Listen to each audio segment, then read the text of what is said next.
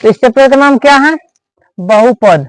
Chapter का नाम है बहुपद, है ना, बहुपद। इसमें देखो क्या करना पड़ता है, एक्सरसाइज 2.1 जब बनाएगा, एक्सरसाइज 2.1 बनाएगा तो इसमें क्या सब आएगा कि कुछ संख्या दिया रहेगा, जैसे ये क्या कहलाता है, एक्स अक्ष या वाई अक्ष, एक्स अक्ष कहलाता है और इसको क्या कहते हैं, वाई अक्ष कहते हैं।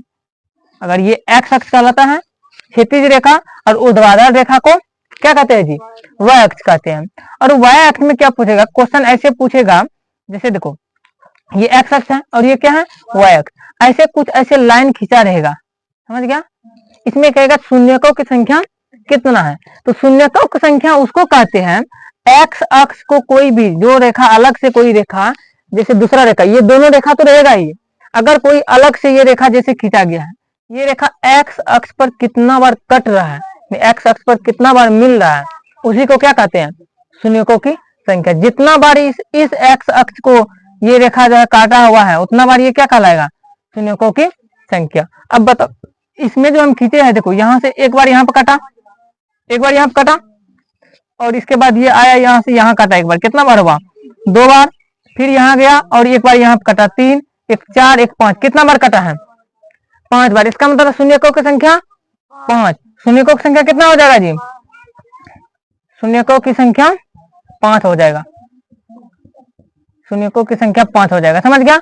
ऐसे ही क्वेश्चन पूछेगा क्या कहते हैं 2.1 में, 2.1 में पूछेगा। अब कोई क्वेश्चन दे देगा, जैसे देखो इसको दिया, इसमें कह देगा ऐसे दे दिया, इसमें कह देगा ऐसे करके लिखेगा जी, बहुत बार लिख दिया। कितना बार शून्यकों की संख्या है, तो 1 2 3 4 5 6 7, 7 बार हुआ ना, तो 7 बार शून्यकों की संख्या।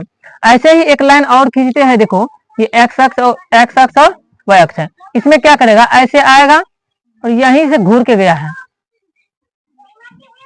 अब बताओ कितने शून्यकों की संख्या, इसमें देखो इस तरफ नहीं आया है, यहाँ सिर्फ यही रेखा पर से लौट गया है, रेखा पर से लौट गया है, तो शून्यकों की संख्या देखो कितना है, एक ये हो गया, एक ये हुआ, एक ये भी कहलाएगा। यहाँ पर जितना बार इस रेखा पर मिलेगा एक्स एक्स पर उतना शून्यक होता है। एक यहाँ हुआ, एक यहाँ हुआ, 2 हुआ, एक यहाँ 3 हुआ, एक यहाँ 4 हुआ, ये भी हुआ, देखो यहाँ से फिर से एक बार जा रहा है, कितना हुआ जी, 5, तो शून्यकों की संख्या 5। तो ऐसे ही 1.1 में कुछ क्वेश्चन है, 1 नंबर में ऐसे ही बनेगा, समझ गया।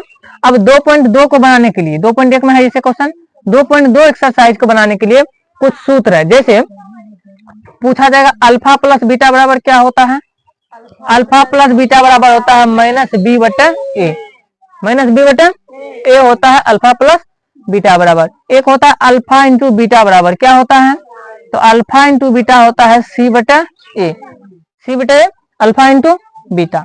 इसके बाद आता है alpha plus beta plus gamma बराबर क्या होता है, तो होता है -b/a, alpha plus beta plus gamma बराबर -b/a। फिर पूछेगा एक alpha into beta plus beta into gamma plus gamma into alpha बराबर क्या होता है, ये होता है c/a। एक पूछेगा alpha into beta into gamma बराबर क्या होता है, तो -d/a।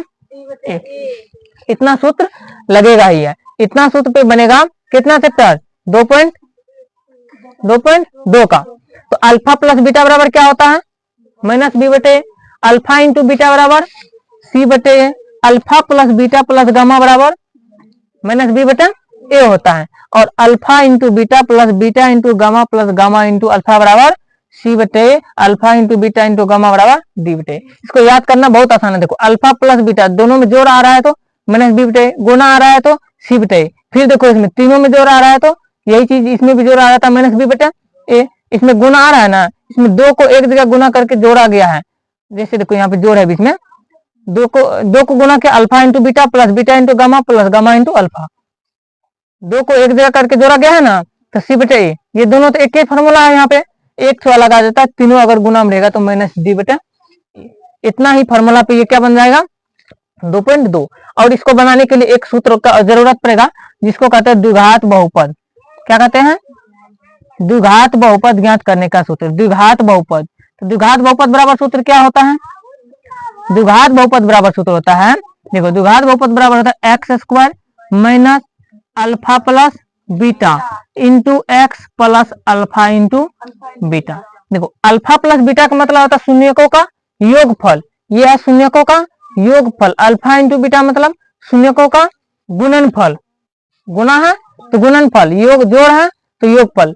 तो अल्फा प्लस बीटा मतलब है शून्यकों का योगफल, अल्फा इंटू बीटा का मतलब है शून्यकों का गुणनफल। पूछा जाएगा द्विघात बहुपद ज्ञात कीजिए, तो अल्फा प्लस बीटा दिया रहेगा और अल्फा इंटू बीटा दिया रहेगा।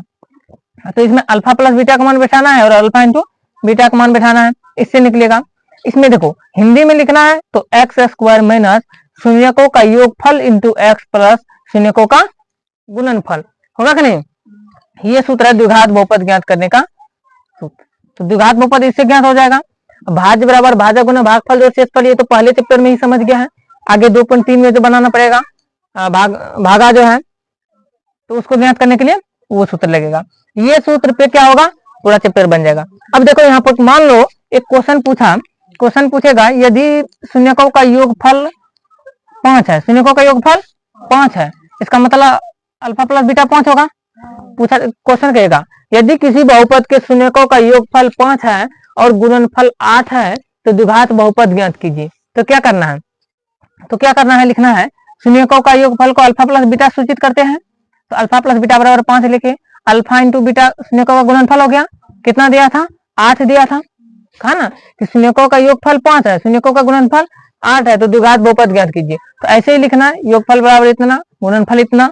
अब लिखेंगे नीचे में द्विघात बहुपद बराबर, तो लिख देंगे द्विघात बहुपद बराबर सूत्र बैठाए, इसी को मान बैठा देंगे। जैसे एक्स स्क्वायर है तो लिखे x square minus alpha plus beta का मान कितना है 5, तो 5 गुना में एक्स है तो गुना एक्स यानी 5x हो गया, प्लस है प्लस अल्फा इंटू बीटा का मान कितना है 8, तो 8 बैठा देंगे। तो ये हो गया द्विघात बहुपद निकल गया।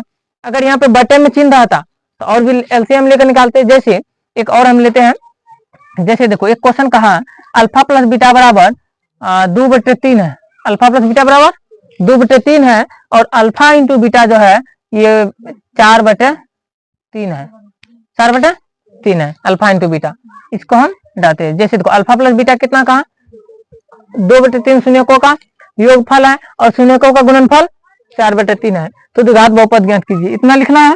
इसके बाद यही सूत्र बैठाना है, इसको मिटा करके हम इसी सूत्र पे इसको बैठाते हैं। देखो एक्स स्क्वायर रहेगा, माइनस है माइनस, अल्फा प्लस बीटा का मान कितना है 2/3, तो 2/3 गुना एक्स है तो एक्स हो जाएगा, प्लस अल्फा इंटू बीटा फिर कितना है 4/3, तो 4/3 अल्फा इंटू बीटा दे दिए। देखो ये बटे में आया ना, जैसे ही बटे में आया तो इसके बटे में भी कुछ नहीं है, क्या है 1 है, तो तीनों का एलसीएम लेंगे। कितना आएगा एलसीएम 3 बार में खाएगा तो 3x स्क्वायर हो जाएगा, माइनस एक बार में खाएगा 2x, प्लस एक बार में खाएगा 4, बराबर में कुछ नहीं है तो 0 है।